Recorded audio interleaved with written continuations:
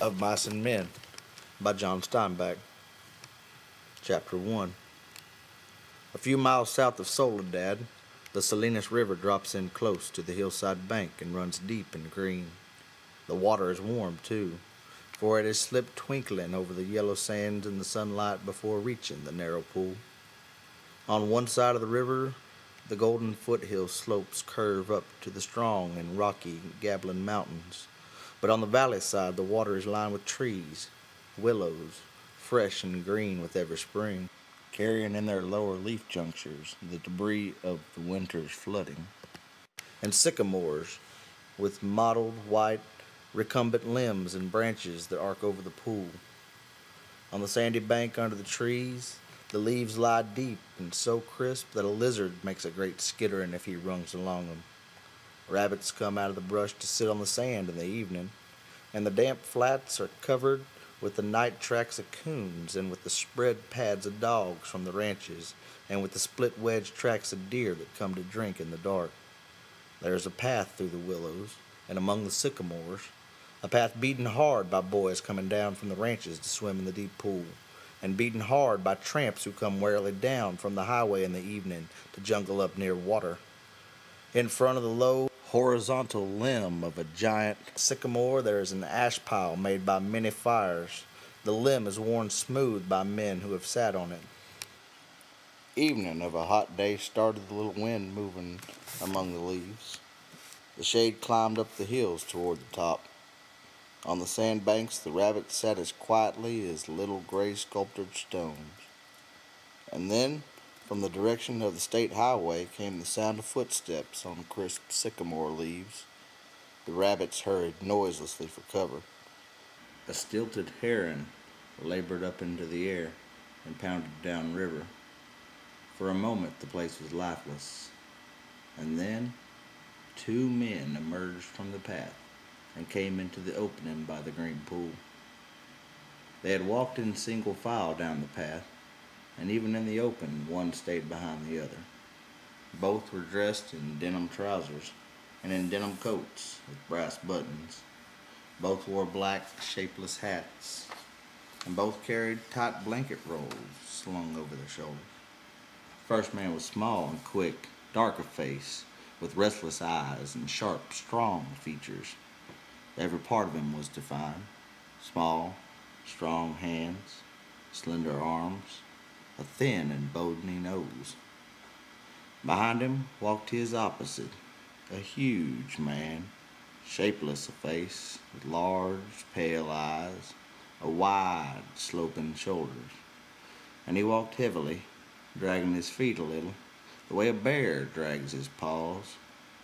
He did not swing his arms at his sides, but hung them loosely. The first man stopped short in the clearing, and the follower nearly ran over him. He took off his hat and wiped the sweat band with his forefinger and snapped the moisture off. His huge companion dropped his blankets and flung himself down and drank from the surface of the green pool, drank with long gulps, snorting into the water like a horse. The small man stepped nervously beside him. "Lenny," he cried sharply. "Lenny, for God's sakes, don't drink so much." Lenny continued to snort into the pool. The small man leaned over and shook him by the shoulder. "Lenny, you gonna be sick like you was last night?" Lenny dipped his whole head under, hat and all, and then he sat up on the bank and his hat dripped down on his blue coat and ran down his back. "That's good," he said. "You drink some, George. You drink a good big drink." He smiled happily. George unslung his bindle and dropped it gently on the bank. "I ain't sure it's good water," he said.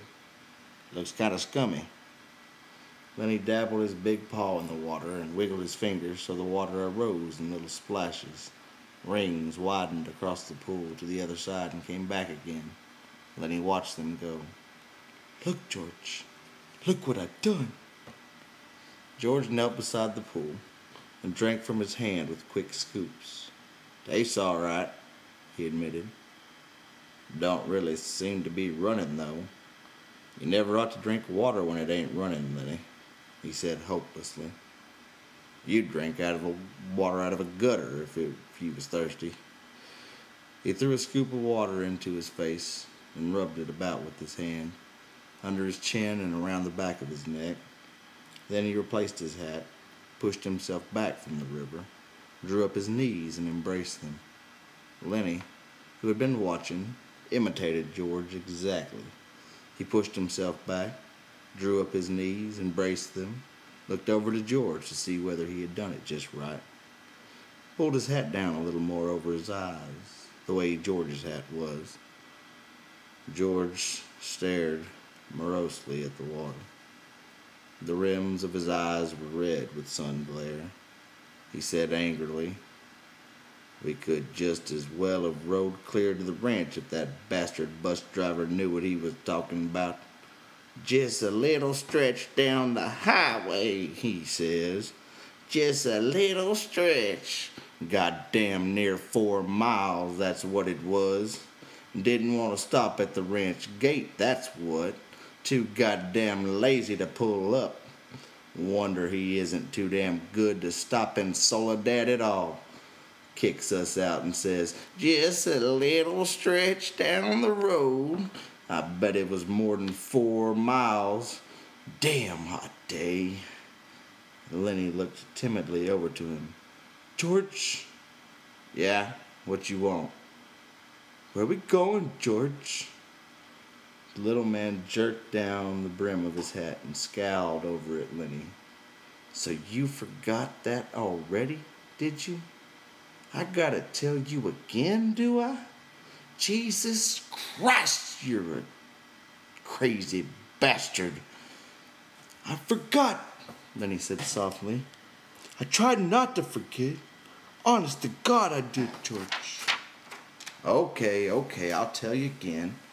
I ain't got nothing to do. Might just as well spend all my time telling you things, and then you forget 'em, and I tell you again. "Tried and tried," said Lenny, "but it didn't do no good. I remember about the rabbits, George." "The hell with the rabbits. It's all you can never remember is them rabbits." "Okay, now you listen. And this time, you got to remember so we don't get in no trouble. You remember sitting in the gutter on Howard Street and watching the blackboard?" Lenny's face broke into a delighted smile. "Why, sure, George. I remember that. But what did we do then? I remember some girls come by, and you says, "The hell with what I says. You remember about us going into Murray and Reddy's, and they give us work cards and bus tickets?" "Oh, sure, George. I remember that now." His hands went quickly into his side pockets. He said gently, "George, I ain't got mine. I must have lost it." He looked down at the ground in despair. "You never had none, you crazy bastard. I got both of them here. Think I'd let you carry your old work card?" Lenny grinned with relief. I thought I put it in my side pocket." His hand went into the pocket again. George looked sharply at him. "What did you take out of that pocket?" "Ain't a thing in my pocket," Lenny said cleverly. "I know there ain't. You got it in your hand. What you got in your hand, hiding it?" "I ain't got nothing, George. Honest." "Come on, give it here." Lenny held his closed hand away from George's direction. "It's only a mouse, George." "A mouse? A live mouse?" Just a dead mouse, George. I didn't kill it. Honest. I found it. I found it dead." "Give it here," said George. "Oh, let me have it, George."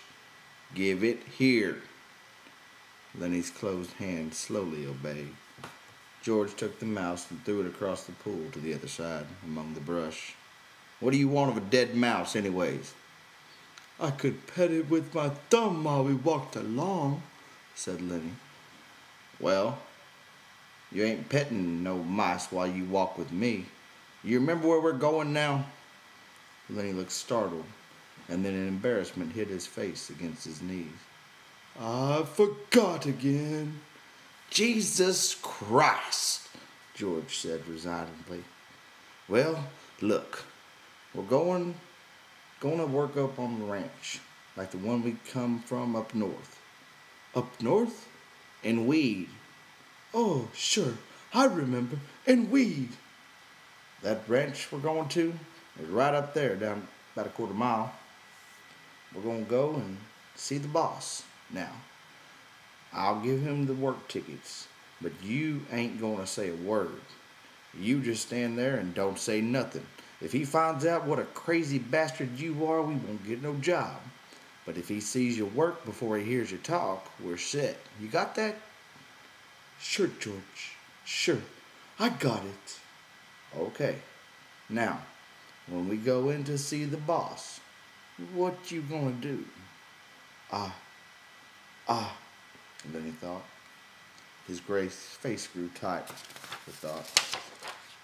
I ain't gonna say nothing. Just gonna stand there." "Good boy. That's swell. You say that over 2-3 times so you sure you won't forget it." Lenny droned to himself softly.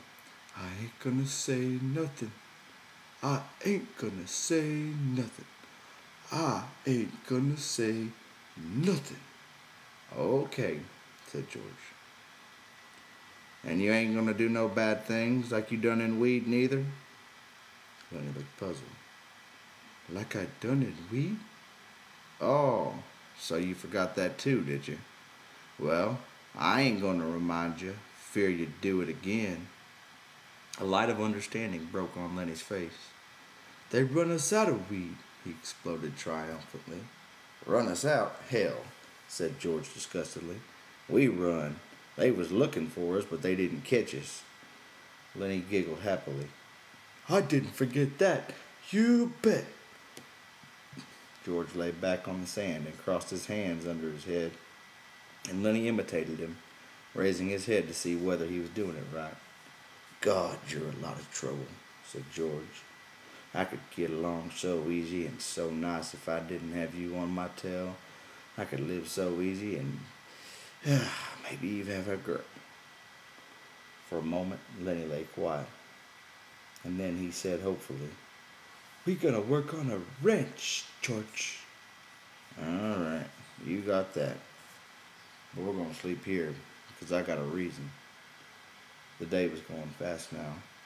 Only the tops of the Gabbling Mountains flamed with the light of the sun that had gone away from the valley.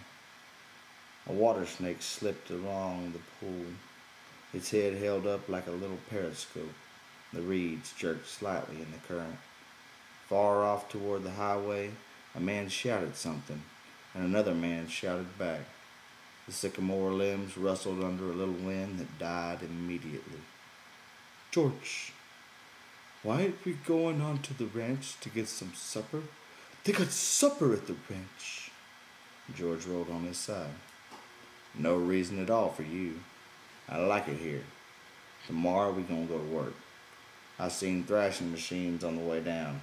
That means we'll be bucking grain bags, busting a gut. Tonight I'm gonna lay right here and look up. I like it." Then he got up on his knees and looked down at George. "Ain't we gonna have no supper?" "Sure we are. If you gather up some dead willow sticks, I got 3 cans of beans in my bundle. You get a fire ready. I'll give you a match when you get the sticks together. Then we'll heat the beans and have supper." Lenny said, "I like beans with ketchup." "Well, we ain't got no ketchup. You go get wood, and don't you fool around. It'll be dark before long." Lenny lumbered to his feet and disappeared into the brush. George lay where he was and whistled softly to himself. There were sounds of splashings down the river in the direction Lenny had taken. George stopped whistling and listened. "Poor bastard," he said softly, and then went on whistling again. In a moment, Lenny came crashing back through the brush. He carried one small willow stick in his hand. George sat up. "All right," he said brusquely. "Give me that mouse." But Lenny made an elaborate pantomime of innocence. What mouse, George? I ain't got no mouse. George held out his hand. "Come on, give it to me. You ain't putting nothing over." Lenny hesitated, backed away, looked wildly at the brush line as though he contemplated running for his freedom. George said coldly, "You gonna give me that mouse, or do I have to sock you?" Give you what, George? "You know goddamn well what. I want that mouse." Lenny reluctantly reached into his pocket. His voice broke a little. I don't know why I can't keep it. It ain't nobody's mouse. I didn't steal it. I found it lying right beside the road. George's hand remained outstretched imperiously. Slowly, like a terrier who doesn't want to bring a ball to its master, Lenny approached, drew back, approached again. George snapped his fingers sharply, and the sound made Lenny lay the mouse in his hand. I wasn't doing nothing bad with it, George, just stroking it. George stood up and threw the mouse as far as he could into the darkening brush, and then he stepped to the pool and washed his hands. "You crazy fool. Don't you think I could see your feet was wet where you went across the river to go get it?" He heard Lenny's whimpering cry and wheeled about, blubbering like a baby. "Jesus Christ, a big guy like you." Lenny's lip quivered and tears started in his eyes. "Oh, Lenny." George put his hand on Lenny's shoulder. "I ain't taking it away just for meanness. That mouse ain't fresh, Lenny. And besides, you've broke it petting it. You get another mouse that's fresh, and I'll let you keep it for a little while." Lenny sat down on the ground and hung his head dejectedly. I don't know where there is no other mouse. I remember a lady used to give 'em to me, every one she got, but that lady ain't here. George scoffed. "Lady, huh? Don't even remember who that lady was? That was your own Aunt Clara, and she stopped giving 'em to you 'cause you always killed 'em." Lenny looked sadly up at him. They were so little, he said apologetically. I'd pet 'em, and pretty soon they bit my fingers, and I pinched their heads a little, and then they was dead because they were so little. I wished we'd get the rabbits pretty soon, George. They ain't so little. "The hell with the rabbits. And you ain't to be trusted with no live mice. Your Aunt Clara give you a rubber mouse and you wouldn't have nothing to do with it." It wasn't no good to pet, said Lenny. The flame of the sunset lifted from the mountaintops, and dusk came into the valley, and a half-darkness came in among the willows and the sycamores. A big carp rose to the surface of the pool, gulped air, and then sunk mysteriously into the dark water again, leaving widening rings on the water. Overhead, the leaves whisked again, and little puffs of willow cotton blew down and landed on the pool's surface. "You gonna get that wood?" George demanded. "There's plenty right up against the back of that sycamore, floodwater wood. Now you go get it." Lenny went behind the tree and brought out a litter of dried leaves and twigs. He threw them in a heap on the old ash pile and went back for more and more. It was almost night now. A dove's wings whistled over the water. George walked to the fire pile and lighted the dry leaves.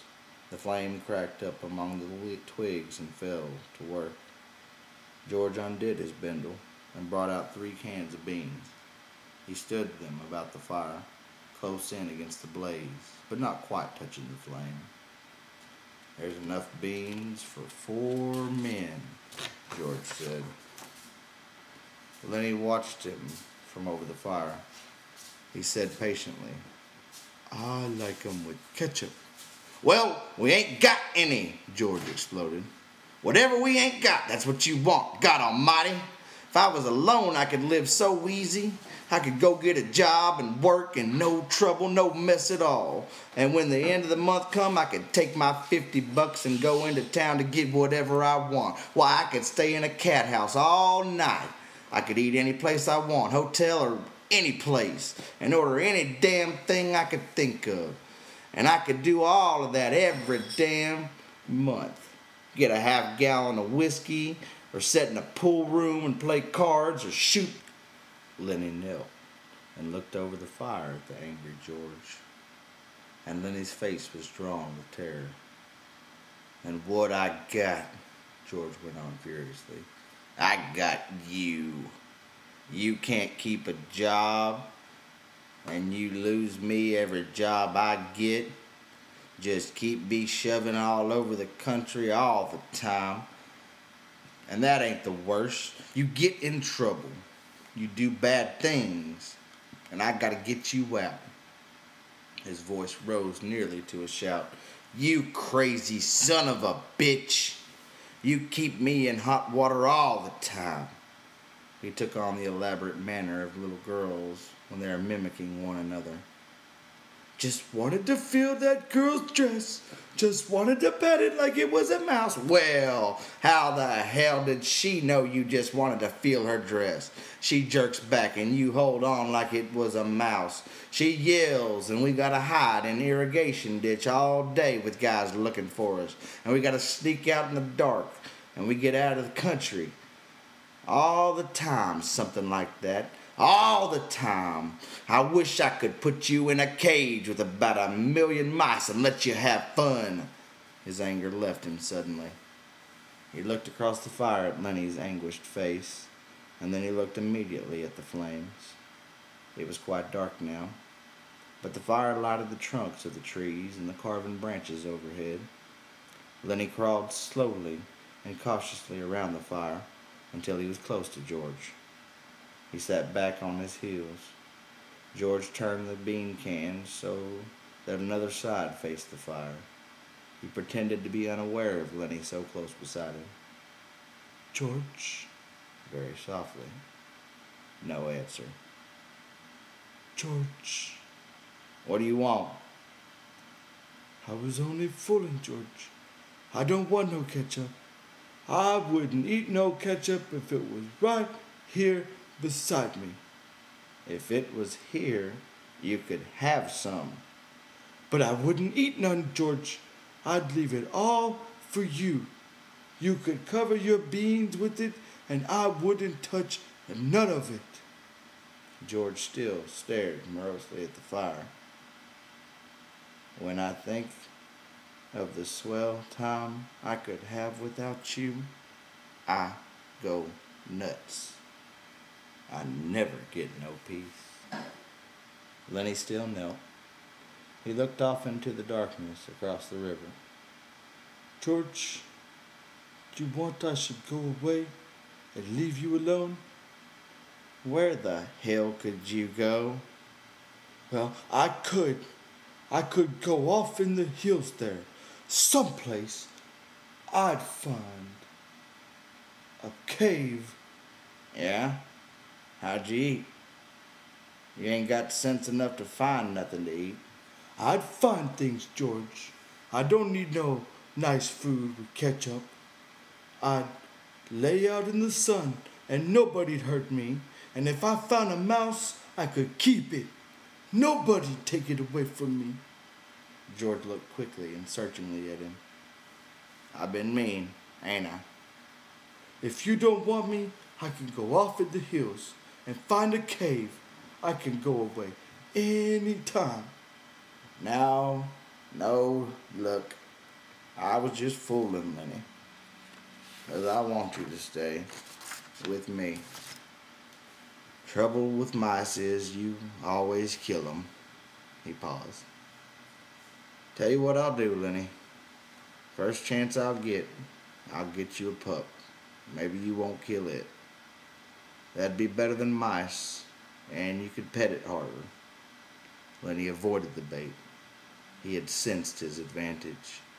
If you don't want me, you only just got to say so, and I'll go off in those hills right there, right up in those hills, and live by myself, and I won't get no mice stole from me, George said. I want you to stay with me, Lenny. Jesus Christ. Somebody'd shoot you for a coyote if you was by yourself. No, you stay with me. Your Aunt Clara wouldn't like you running off by yourself, even if she is dead. Lenny spoke craftily. Tell me, like you done before. Tell you what? About the rabbits, George snapped. You ain't gonna put nothing over on me, Lenny pleaded. Come on, George. Tell me, please, George, like you done before. You get a kick out of that, don't you? All right, I'll tell you. And then we'll eat our supper. George's voice became deeper. He repeated his words rhythmically as though he had said them many times before. Guys like us that work on ranches are the loneliest guys in the world. They got no family, don't belong no place. They come to a ranch and work up a stake, and then they go into town and blow their stake. And the first thing you know, they're pounding their tail on some other ranch. They ain't got nothing to look ahead to. Lenny was delighted. That's it. Now tell me how it is with us, George went on. With us, it ain't like that. We got a future. We got somebody to talk to that gives a damn about us. We don't have to sit in no bar room blowing in our jack just because we got no place else to go. If them other guys gets in jail, they can rot for all anybody gives a damn, but not us. Then he broke in. But not us! And why? Because I got you to look after me, and you got me to look after you, and that's why. He laughed delightedly. Come on now, George. You got it by heart. You can do it yourself. No, you! I forget some of the things. Tell about how it's gonna be. Okay. Someday, we're gonna get the jack together, and we're gonna have a little house, and a couple of acres, and a cow, and some pigs, and live off the fat of the land, Lenny shouted, and have rabbits. Go on, George. Tell about what we're going to have in the garden, and about the rabbits, and the cages, and about the rain and the winter and the stove, and how thick the cream is on the milk like you can hardly cut it. Tell about that, George. Why don't you do it yourself? You know all of it. No, you tell it. It ain't the same if I tell it. Go on, George. I'll get the 10 little rabbits. Well, said George, we'll have a big vegetable patch, and a rabbit hutch, and chickens. And when it rains in the winter, we'll just say, the hell with going to work, and we'll build up a fire in the stove and sit around it and listen to the rain coming down on the roof. Nuts. He took out his pocket knife. I ain't got time for no more. He drove his knife through the top of one of the bean cans, sawed out the top, and passed the can to Lenny. Then he opened a second can. From his side pocket he brought out 2 spoons and passed one of them to Lenny. They sat by the fire and filled their mouths with beans and chewed mightily. A few beans slipped down the side of Lenny's mouth. George gestured with his spoon. What you gonna say tomorrow when the boss asks you questions? Lenny stopped chewing and swallowed. His face was concentrated. I ain't gonna say a word. Good boy. That's fine, Lenny. Maybe you are getting better. When we get the couple acres, I can let you tend them rabbits all right. Especially if you remember as good as that. Lenny choked with pride. I can remember, he said. George motioned with his spoon again. Look, Lenny, I want you to look around here. You can remember this place, can't you? The ranch is about a quarter mile up that way. Just follow the river. Sure, said Lenny. I can remember this. Didn't I remember about not gonna say a word? Of course you did. Well, look, Lenny, If you just happen to get in trouble like you always done before, I want you to come right here and hide in the brush. Hide in the brush, Lenny said slowly. hide in the brush till I come for you. Can you remember that? Sure I can, George. Hide in the brush till you come. But you ain't gonna get in no trouble, because if you do, I won't let you tend the rabbits. He threw his empty bean can off into the brush. I won't get in no trouble, George. I ain't gonna say a word. Okay. Bring your bundle over here by the fire. It's gonna be nice sleeping here, looking up at the leaves. Don't build up no more fire. We'll let her die down. They made their beds on the sand, and as the blaze dropped from the fire, the sphere of light grew smaller. The curling branches disappeared, and only a faint glimmer showed where the tree trunks were. From the darkness, Lenny called. George, you asleep? No. What do you want? Let's have different color rabbits, George. Sure we will, George said sleepily. Red and blue and green rabbits, Lenny. Millions of them. Furry ones, George, like I seen in the fair in Sacramento. Sure, furry ones. 'Cause I can just as well go away, George, and live in a cave. You can just as well go to hell, said George. Shut up now. The red light dimmed on the cold. Up the hill from a river, a coyote yammered, and a dog answered from the other side of the stream. The sycamore leaves whispered in a little night breeze.